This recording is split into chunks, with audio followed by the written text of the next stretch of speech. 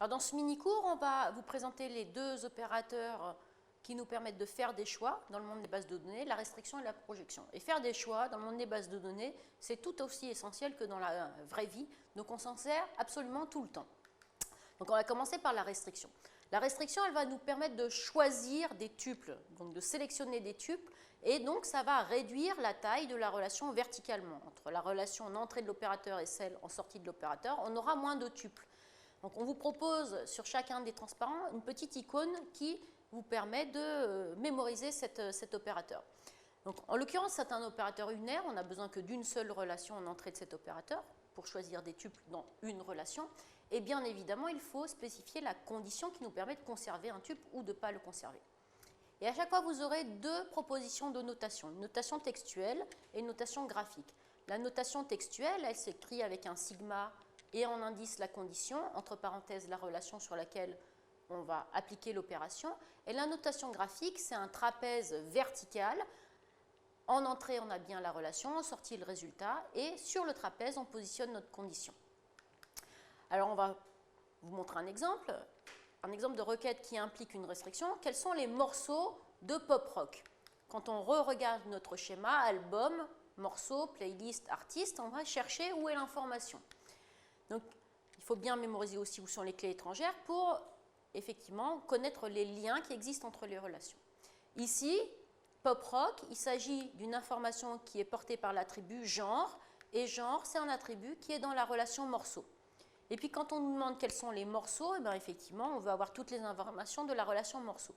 Donc on aura besoin uniquement de la relation morceau, et on va la faire entrer dans l'opérateur de restriction avec genre égale pop rock. Vous noterez que, encore une fois, les valeurs de chaîne de caractères sont délimitées par des côtes et ça suffit à obtenir le résultat qui répond à la question qui nous est posée. Donc en notation textuelle strictement équivalente, on peut faire sigma genre égale pop rock sur morceau. Quand on regarde l'extension de la base de données, on avait une relation morceau avec 4 tuples. L'exécution de cette requête, bien sûr, va supprimer les tuples qui n'ont pas comme genre pop rock et conserver les tuples qui ont comme genre pop rock. Donc on se retrouve avec les deux premiers tuples qui sont conservés et qui seront affichés comme résultat de l'exécution de cette requête.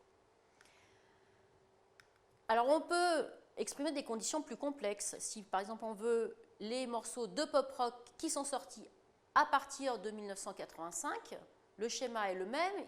Il va falloir qu'on manipule les attributs genre et année de sortie, mais encore une fois, on reste dans la relation genre. Il suffira de définir un opérateur de restriction avec une condition plus complexe qui est genre égale pop rock et année de sortie est supérieure ou égale à 1985.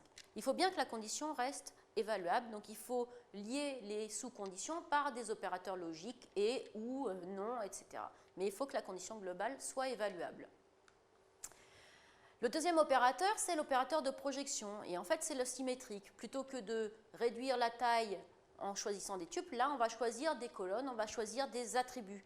La petite icône en haut à droite vous montre qu'on va réduire la taille de la relation, et ce coup-ci en ne conservant que quelques attributs. Donc c'est encore une fois un opérateur unaire, on n'a besoin que d'une relation, et on va lister les attributs qu'on souhaite conserver.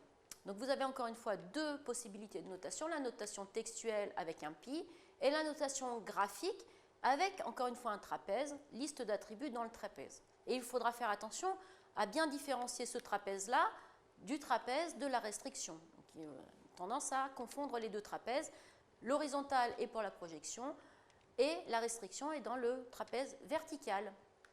Alors, pour exemple, si on demande quels sont les genres des morceaux, on veut effectivement avoir la liste des genres de notre relation morceau, eh bien, il suffira de prendre cette relation morceau, de la passer dans l'opérateur de projection en conservant l'attribut genre, et on obtient notre résultat. Alors, quand on regarde l'extension de notre relation morceau, on a 4 tuples. Si je projette simplement cette relation et que je garde la colonne, l'attribut genre, j'obtiens 4 tuples. Mais en fait, la projection, c'est un opérateur ensembliste. On est en théorie ensembliste, en théorie mathématique. Et donc, ici, quand on regarde les tuples, on a pop rock, chanson française, berceuse.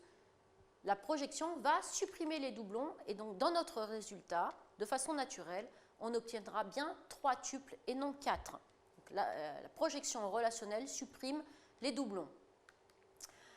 Alors, on peut voir un premier exemple de combinaison d'opérations, puisqu'on a dit que pour répondre aux requêtes, on va devoir combiner les opérateurs. Si on nous soumet la requête suivante, quels sont les noms des artistes qui ont écrit des morceaux de pop rock à partir de 1985, et on veut ici que les noms des artistes, on peut décortiquer la requête. Avoir que les noms des artistes, c'est une projection.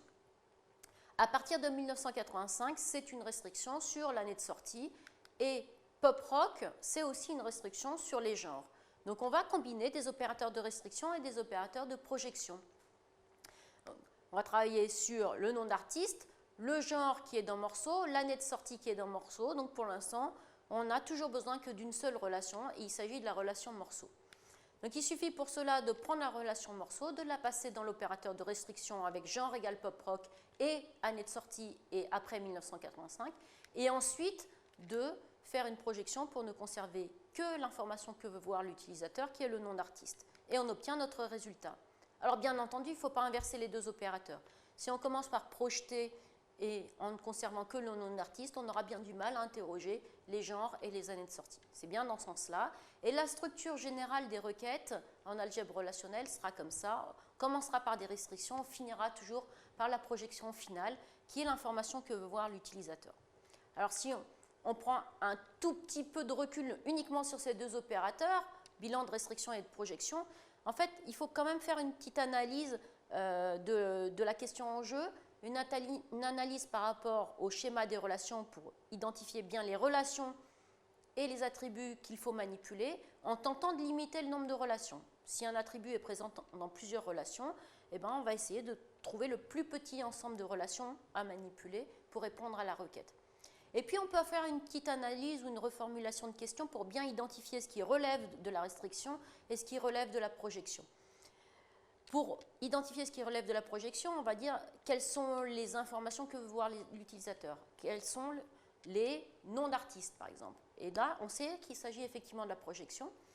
Pour identifier la restriction, on peut reformuler en qui respecte une condition sur tel et tel attribut, et là, bien évidemment, on va identifier les restrictions. Donc vous pouvez commencer à répondre à des requêtes simples sur une seule relation avec de la projection et de la restriction. Pour avoir plusieurs relations, on va passer aux opérateurs qu'on dit binaires, donc les opérateurs ensemblistes, la jointure et la division.